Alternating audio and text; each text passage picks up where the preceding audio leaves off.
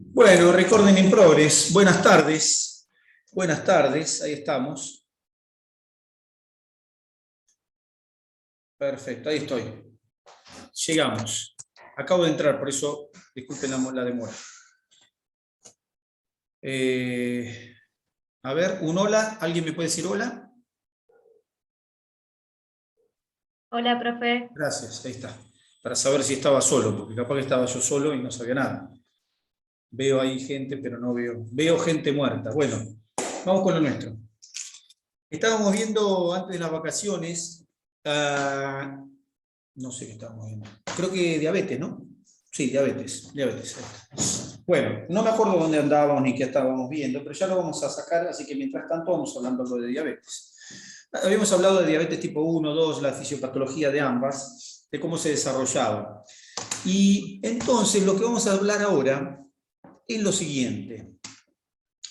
La pregunta del millón. La pregunta del millón, espere que entren algunos más, porque esto, ¿qué pasó? ¿Qué pasó? No está. ¿Y el resto? Se tomó vacaciones. Bueno, la pregunta del millón es esta.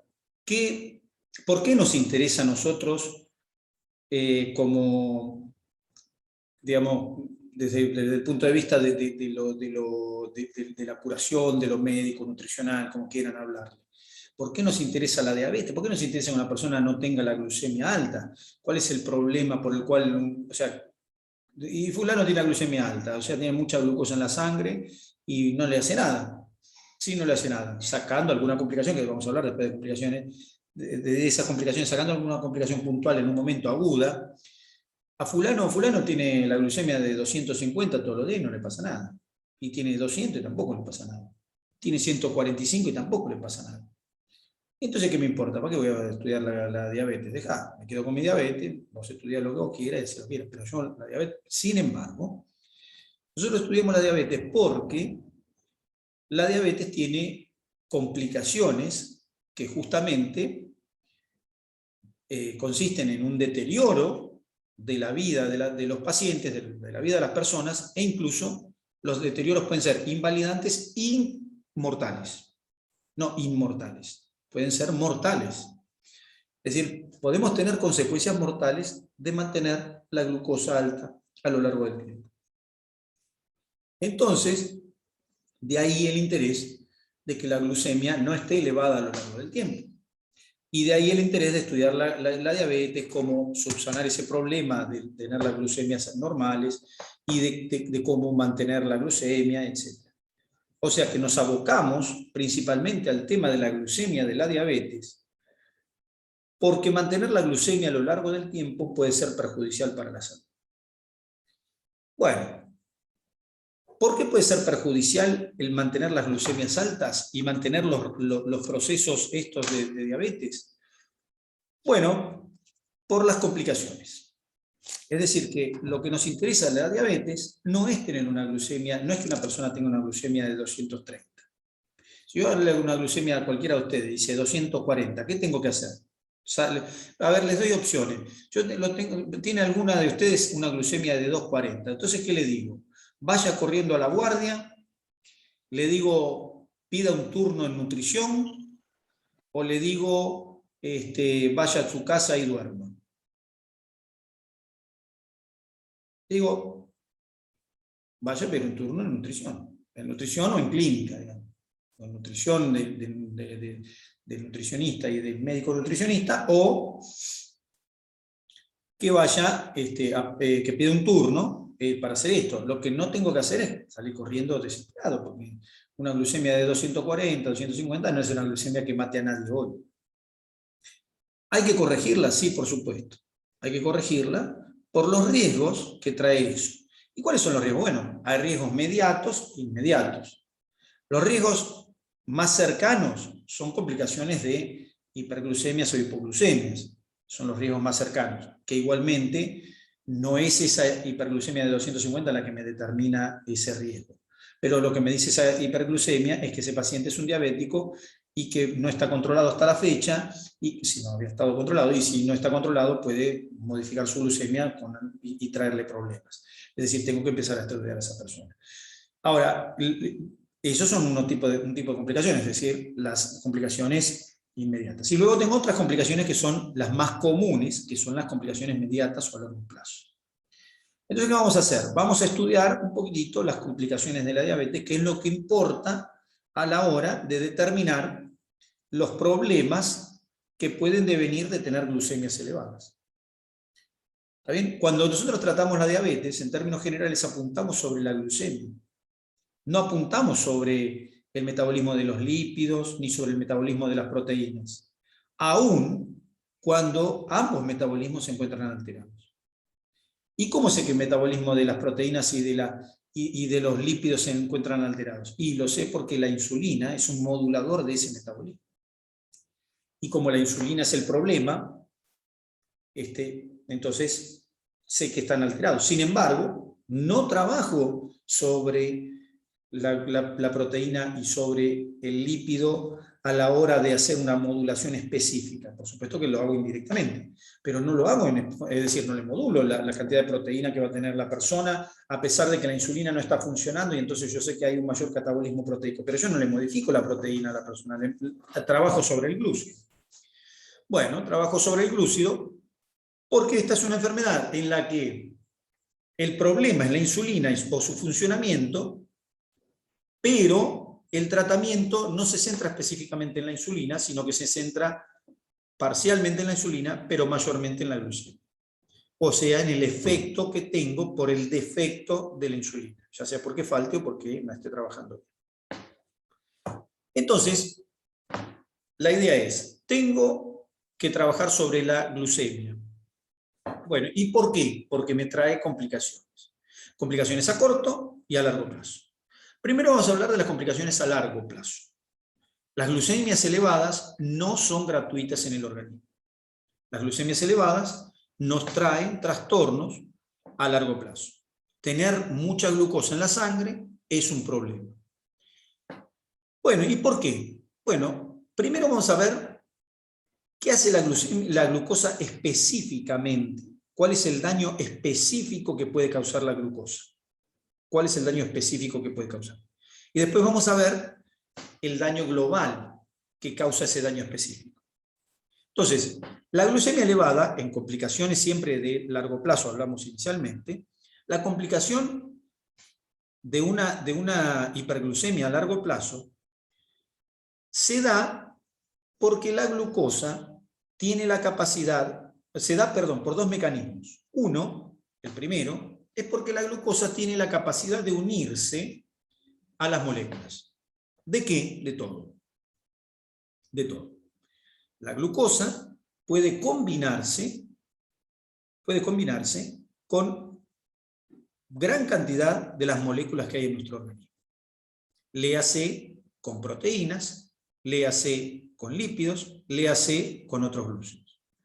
La glucosa es una molécula que es altamente combinable. La glucosa, habitualmente para combinarse con otras estructuras, requiere de enzimas.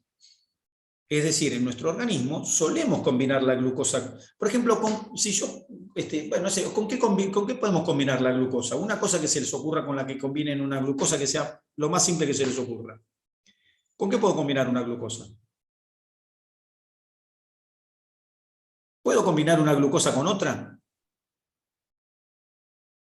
¿Y puedo combinar muchas glucosas juntas? ¿Cómo se llama cuando combino muchas glucosas juntas? Glucógeno. Glucógeno. Glucógeno, muy bien. El glucógeno es la combinación de muchas glucosas. ¿Y cómo se fabrica glucógeno en el cuerpo? ¿Cómo se produce esa unión?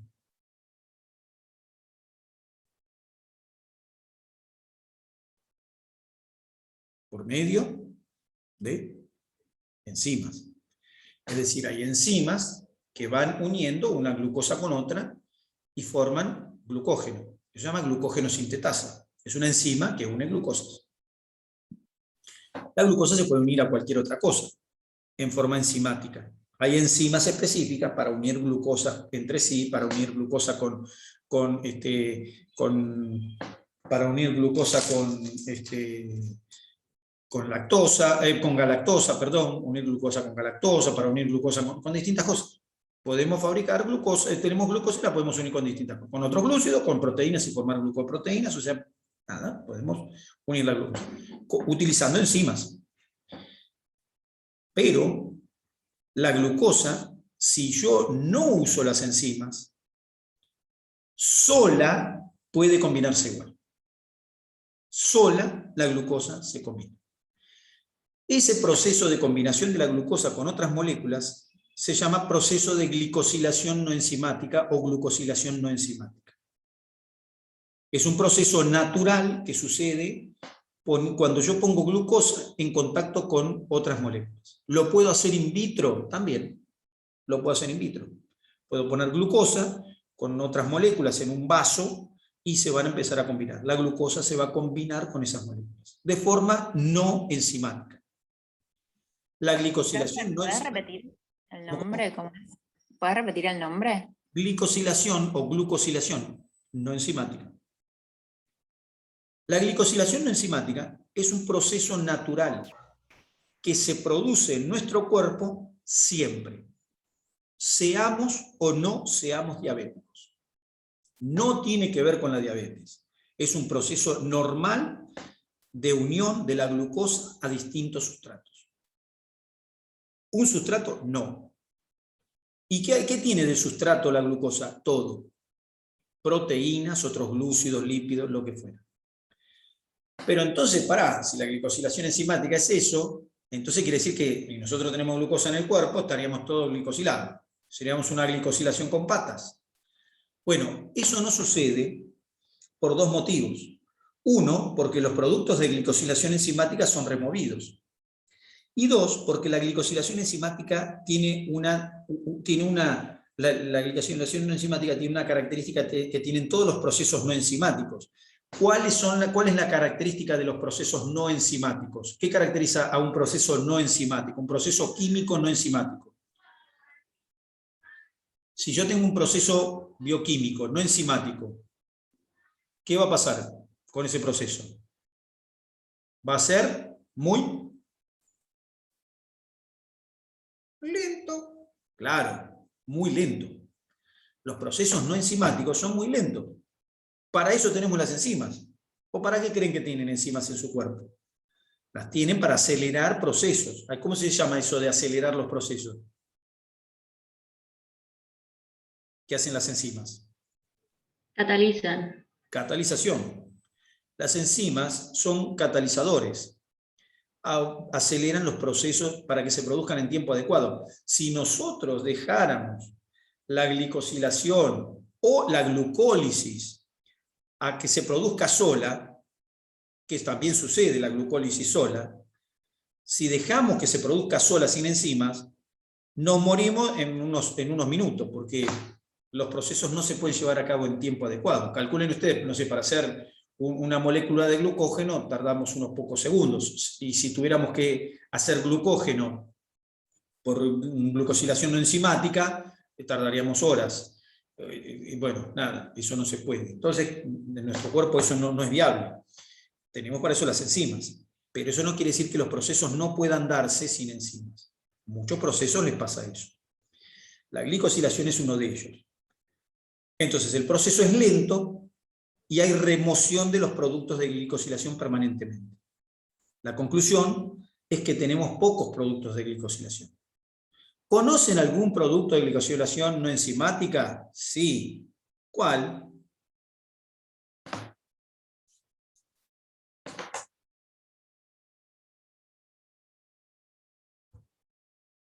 Empieza con hemoglobina y termina con glicosilada. ¿Escucharon alguna vez hablar de la hemoglobina glicosilada? ¿Hemoglobina A1C? ¿Sí o no? ¿Sí o no? Quiero sis o nos. Se fueron. No recuerdo. ¿Nunca escucharon hemoglobina glicosilada, no? Hemoglobina glicosilada es un... Bueno, anótenlo bien grande, si no lo escucharon nunca. Apréndanlo de memoria, porque esto es el ABC de esto. La hemoglobina glicosilada es justamente la hemoglobina que se ha unido a glucosa. ¿Todos tenemos hemoglobina glicosilada? Si yo le saco sangre a los que están acá, a las que están acá, por ejemplo, Lucía Bunge, ¿usted cree que tiene hemoglobina glicosilada en la sangre? No está. Así es como me enteré que no estaba. Y Alejandra tampoco está. ¿Hay alguien del otro lado? Sí, sí, estoy acá. Ah, perdón. ¿Tiene Sí, estoy hemoglobina acá, profe. glicosilada en la sangre? Tengo poca señal, por eso no activo la cámara. Ah, bueno. ¿Y qué opina de la hemoglobina? Sí. ¿Tiene en sangre o no?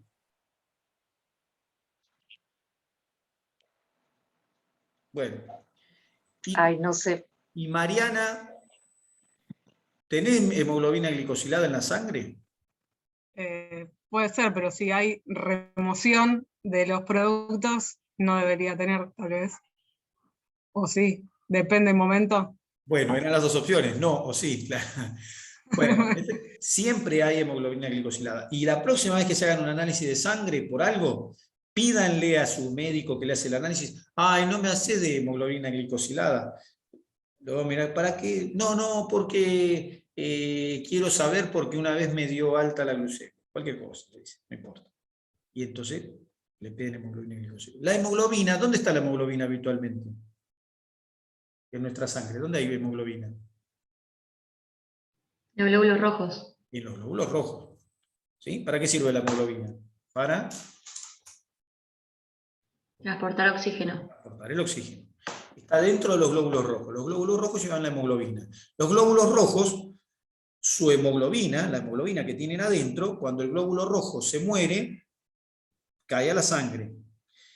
¿Sí? Y se puede pesquisar en la sangre la hemoglobina, que está glicosilada. La hemoglobina glicosilada se va produciendo a lo largo del tiempo que el glóbulo rojo vive, no vive porque ya el glóbulo rojo siempre es un proceso de muerte, una vez que pierde el núcleo, pero bueno, ese periodo que el glóbulo rojo está funcionando, tiene hemoglobina que se va uniendo a glucosa.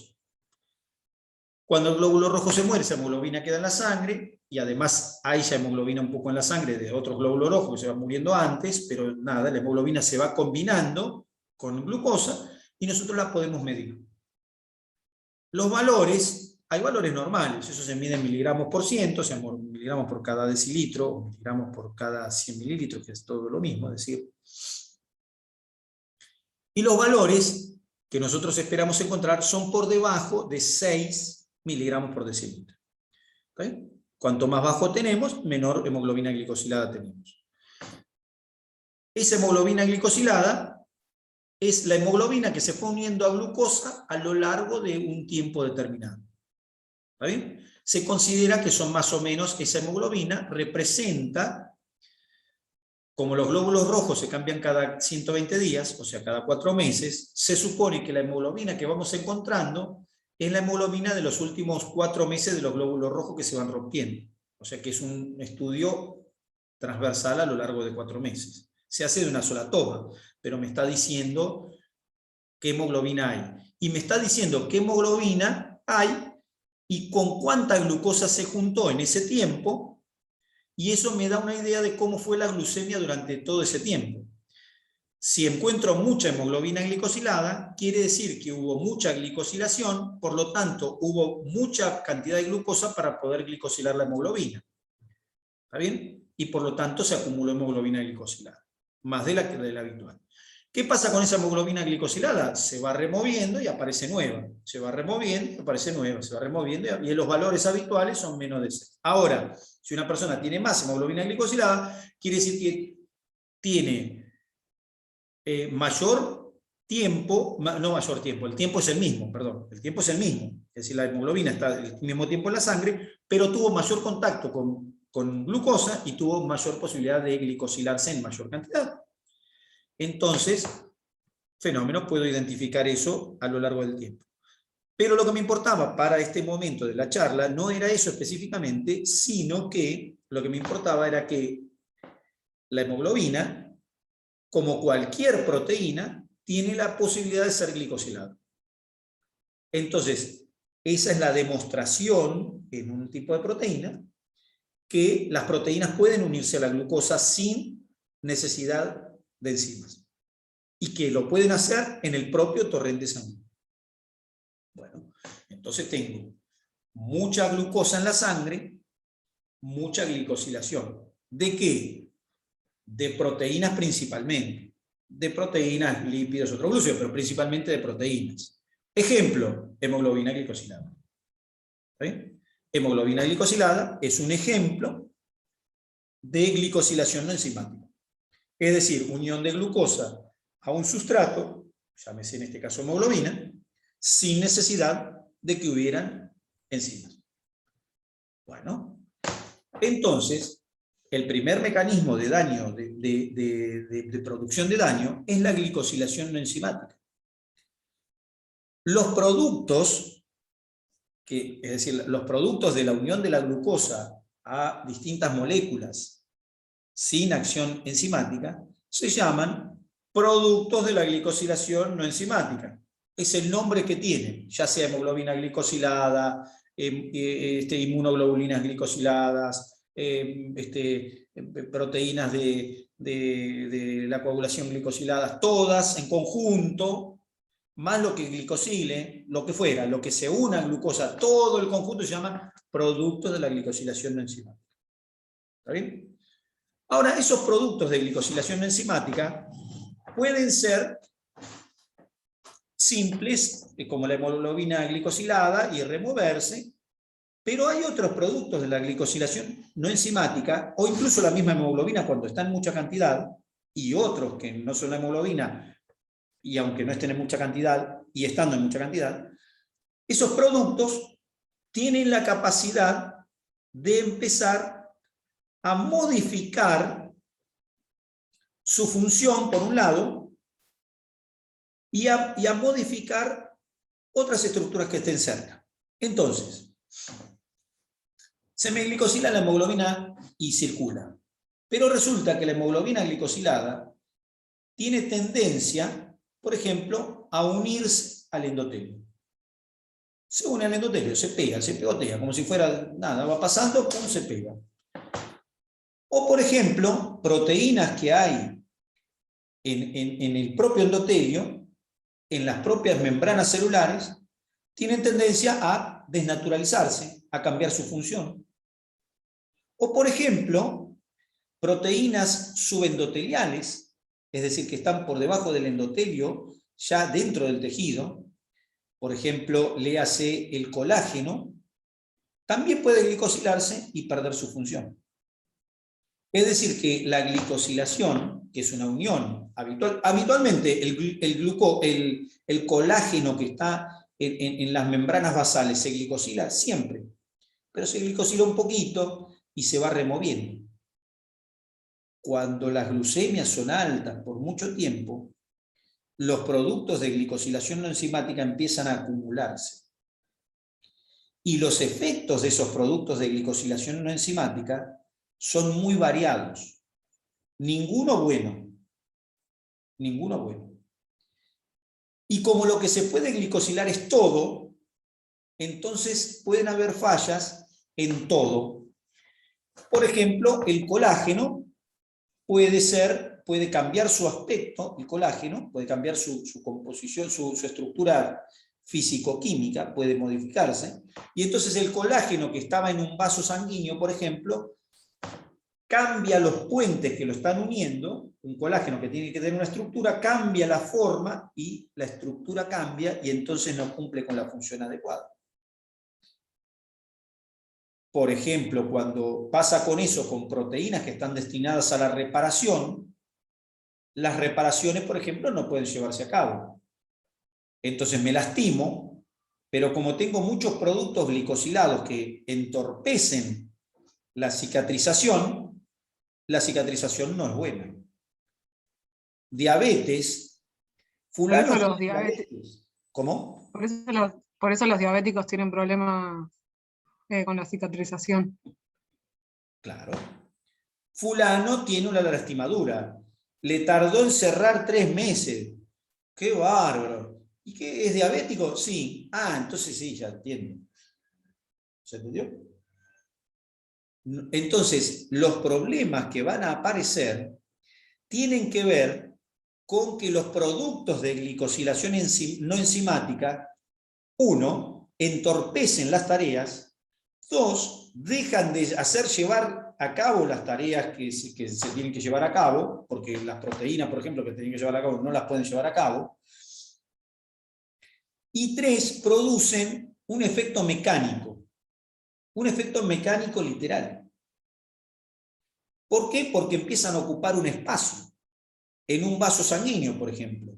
Por debajo del endotelio, en la íntima, por debajo de la íntima, que tiene su endotelio, por debajo de la íntima, en la muscular empiezan a acumularse productos de glicosilación no enzimática. Eso reduce el calibre de los vasos sanguíneos. Además, los hace perder función contráctil. Entonces, cuando uno a un vaso sanguíneo le saca su función contráctil, por eso y por otras cosas que ahora les cuento, que los voy a ir contando, si uno le saca la función contráctil y lo empieza a ocluir, entonces no hay buena circulación. Fulano tiene diabetes, tiene mala la circulación. Claro, ¿cómo no la va a tener mala? Si los productos de glicosilación no enzimática están ejerciendo efecto mecánico oclusivo en el vaso, están ejerciendo efecto oclusivo porque están engrosando las paredes, están ejerciendo efecto porque no funcionan las proteínas, por ejemplo, vasodilatadoras. Las proteínas que son vasodilatadoras no funcionan porque están glicosiladas. O los receptores de esas proteínas que tienen que relajar el músculo no funcionan porque están glicosilados los receptores que son proteínas. Bien. Conclusión, el mal funcionamiento se relaciona en forma directa con la glicosilación no enzimática. No es que la glicosilación no enzimática produce un producto y el producto, bueno, hay un poco más acumulado. No, no. El producto que está acumulado está dejando de cumplir su función. El producto que no está acumulado está ocupando un espacio físico y está entorpeciendo la función de otras funciones, de otros circuitos funcionales. ¿Está bien? Entonces, no es que no hay una relación directa entre la glicosilación no enzimática. La acumulación de productos de glicosilación no enzimática es un problema. El de la hemoglobina, si uno la ve en la sangre, no sería tanto problema, se podría eliminar. Pero aún la hemoglobina, la palabra que a mí me gusta es pegoteado.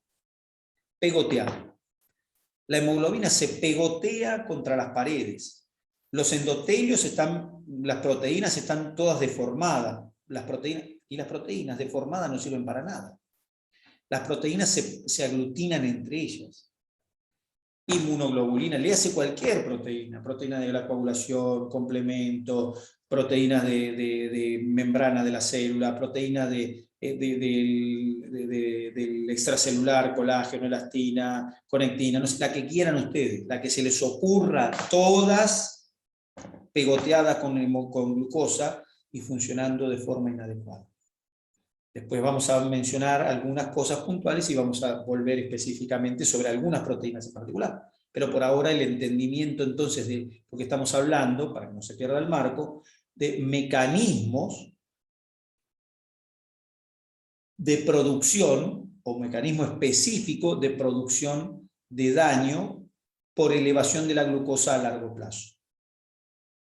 ¿Cómo hago para disminuir los productos de glicosilación no enzimática? ¿Qué se les ocurre? ¿Qué se les ocurre que podría hacer para no tener tantos productos de glicosilación no enzimática? Mantener los niveles de glucemia estables. Exactamente. No permitir que la glucemia aumente. Por eso las terapias apuntan a eso. ¿Se entiende? Porque la glucosa elevada a largo plazo hace desastre. Desastre. ¿Cuál es el desastre? El desastre es microscópico a nivel molecular. Molecular. ¿Está bien? Entonces, como primera medida, glicosilación no enzimática con productos de glicosilación avanzada, se llama. ¿Está bien? Acumulación de productos de glicosilación avanzada. ¿Está bien? Bien. Primer mecanismo por el que la glucemia a largo plazo produce esto. Y después hay un segundo mecanismo. ¿Cuál es el segundo mecanismo? Bueno, el segundo mecanismo afecta principalmente a las neuronas. Las neuronas tienen un sustrato energético bastante limitado.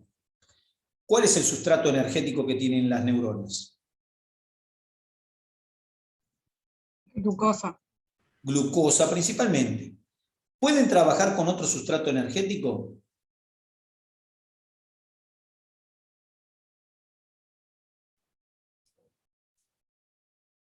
Sí, muy bien, sí. Con cuerpos cetónicos. No es el sustrato mejor, no es el mejor sustrato ni el más adecuado, pero las neuronas pueden trabajar con cuerpos cetónicos si no hay glucosa. Bueno, pero la glucosa es el sustrato más común. Ahora, cuando la glucosa está, la neurona tiene un tema con la glucosa. ¿Qué tema tiene con la glucosa? Si yo tengo que caracterizar la neurona respecto de la glucosa, digo, la neurona o el tejido nervioso es un tejido respecto a la glucosa, ¿qué tendría que decir? ¿Un tejido? Permeable. Bueno, eso está correcto, pero tiene una palabra que describe la actitud hacia una hormona. El tejido nervioso es Blanco. insulino independiente. Insulina independiente. ¿Está bien? ¿Se entiende? ¿Quién es yo? Ahí dice yo, pero yo soy yo, así que no puede ser usted. ¿Quién es yo? No, Alejandra Bocardo. Lo que pasa es que tengo problemas de conexión. Listo, no hay problema. Se transformó de Alejandra en yo. Pero yo soy yo, así que hay un problema. Porque yo estoy ahí hablando. Y no puedo estar ahí. Bueno. Decía, las neuronas solo pueden utilizar como sustrato, no solo, bueno, pueden utilizar como sustrato la glucosa, pero son insulino independientes. Son insulino independientes. Esa insulino independencia hace que la glucosa pueda entrar en forma relativamente libre a la neurona. Y la neurona consume la glucosa. Pero ¿qué pasa cuando la glucosa, qué pasa con cualquier sustrato cuando no se puede utilizar porque hay mucho?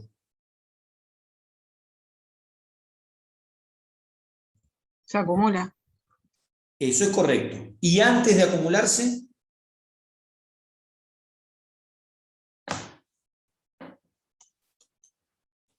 Utiliza Según él.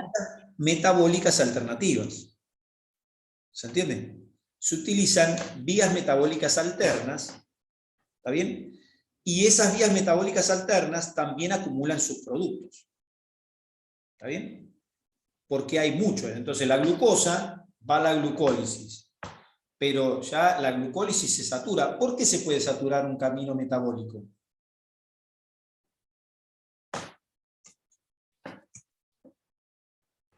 Porque los caminos metabólicos son en la mayoría enzimáticos y están limitados por el número de enzimas que tengamos.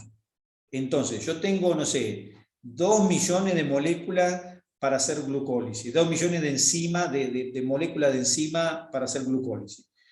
Pero ahora tengo glucosa para hacer glucólisis durante 300 años con esas moléculas. Entonces se empieza a acumular la glucosa, pero la glucosa empieza a tomar caminos alternativos. Dentro de los caminos alternativos que toma ¿la glucosa qué es desde el punto de vista bioquímico? No me digan un glúcido, digo los glúcidos en general. Desde el punto de vista bioquímico, ¿qué son?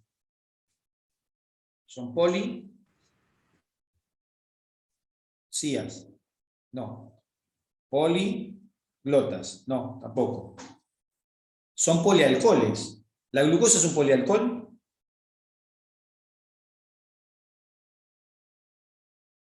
¿Por qué digo que la glucosa es un polialcohol? Qué pobre estaba mi rancho, dijo. La glucosa es un polialcohol porque tiene varias funciones alcohol en su constitución, 4 para ser exactos. ¿Está bien? Tiene funciones alcohol, por eso es un polialcohol. También es un aldehído porque tiene una función aldehído. Entonces la glucosa es un polialcohol. Entonces la glucosa, cuando se hace glucólisis, ¿qué se obtiene por glucólisis? Cuando hacemos glucólisis, ¿qué obtenemos como producto?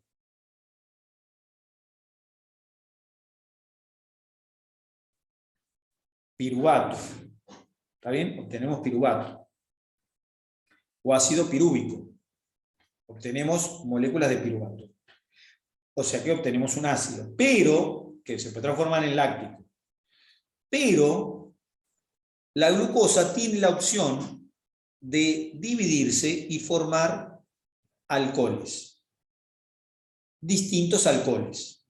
¿Está bien? Se fracciona y en lugar de formar ácido pirúvico, forma alcoholes. ¿Está bien? Los alcoholes que se forman por división de la glucosa son tóxicos para la neurona. ¿Está bien? Es decir, que la glucosa tiene vías alternas que se llaman vía de los polialcoholes o vías de los vías de polialcoholes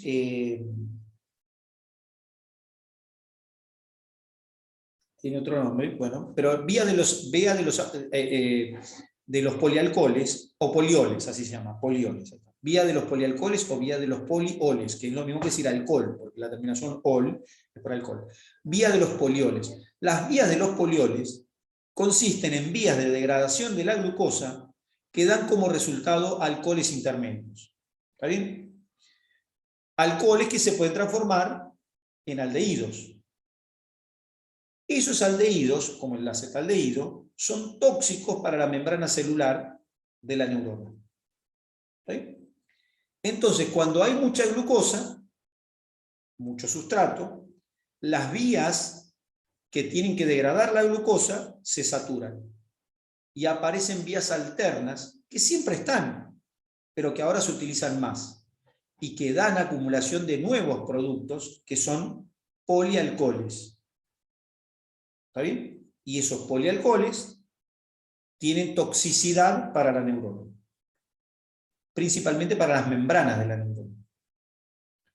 La conclusión, si tengo mucha glucosa, entra mucha glucosa a la neurona. Si entra mucha glucosa a la neurona acumula, la utiliza y empieza a utilizar vías alternas y la acumula como productos tóxicos, ¿está bien?, que lastiman a la propia neurona. La consecuencia final es que las neuronas se dañan y entonces hay neuropatía del diabético.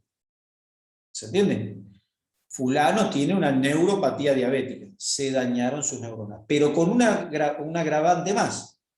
Las neuronas se pueden dañar y se pueden morir, pero las neuronas también cumplen una función.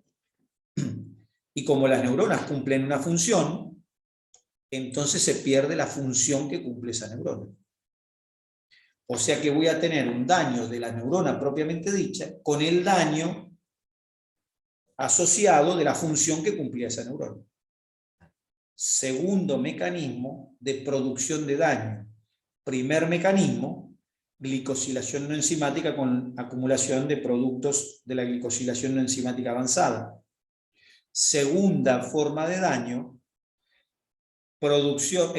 utilización de vía de polioles con obtención de productos finales, alcoholes tóxicos para las neuronas, con pérdida de función neuronal y pérdida de las funciones que cumplían esas neuronas. Los dos mecanismos de producción de daño. Entonces ahora, que les voy a contar qué daños se producen, en cada cosa que veamos, o no todas, pero por lo menos vamos a entender que de base siempre la base es la misma. La base es utilización de vía de los polioles y glicosilación no enzimática.